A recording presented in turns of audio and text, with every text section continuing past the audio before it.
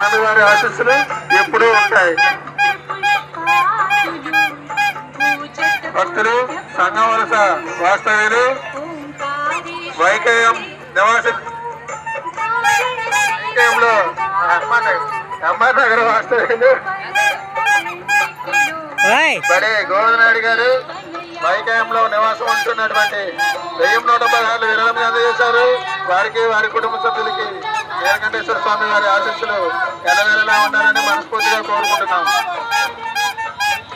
భక్తులు మీ అందు సహాయ సహకారాలు అందించాల్సిన సమయం వచ్చింది. రద్దీ ఉన్నందున మీరు ఓపిక పట్టండి. స్వామివారి ఆశీస్సులు పొందాలంటే ఓపికగా ఉండాలి. స్వామివారి దర్శనం చేసుకోవాలి.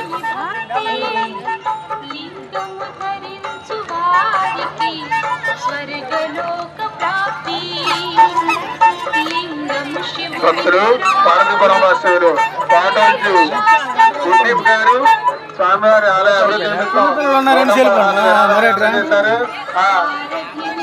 స్వామికి నీలకంఠేశ్వర స్వామివారి ఆశీస్సులు ఎలవేళలా ఉండాలని మనస్ఫూర్తిగా కోరుకుంటున్నాం.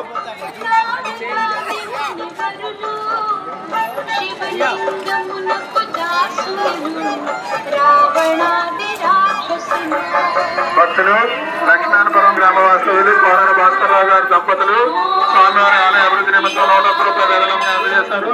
వారికి వారి కుటుంబ సభ్యులకి నీలకంఠేశ్వర స్వామివారి ఆశీస్సులు ఎలవేళలా ఉండాలని మనస్ఫూర్తిగా కోరుకుంటున్నాం. భక్తుల సౌకర్యార్థం ప్రత్యేక దర్శన ఏర్పాట్లు చేయడం జరిగింది. భక్తుల సౌకర్యార్థం ప్రత్యేక దర్శన ఏర్పాట్లు చేయడం జరిగింది.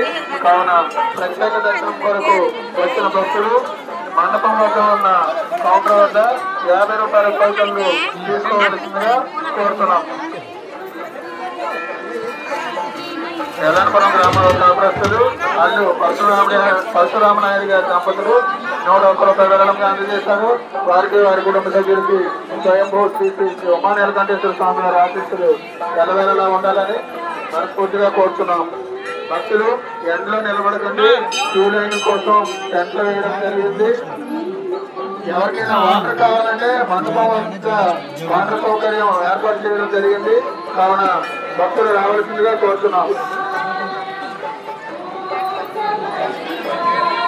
మంచినీళ్ళు సదుపాయం ఏర్పాటు చేయడం జరిగిందని తెలియజేస్తూ సంతోషిస్తున్నాము. ఇల్లు పెద్దవలస దేవస్థానం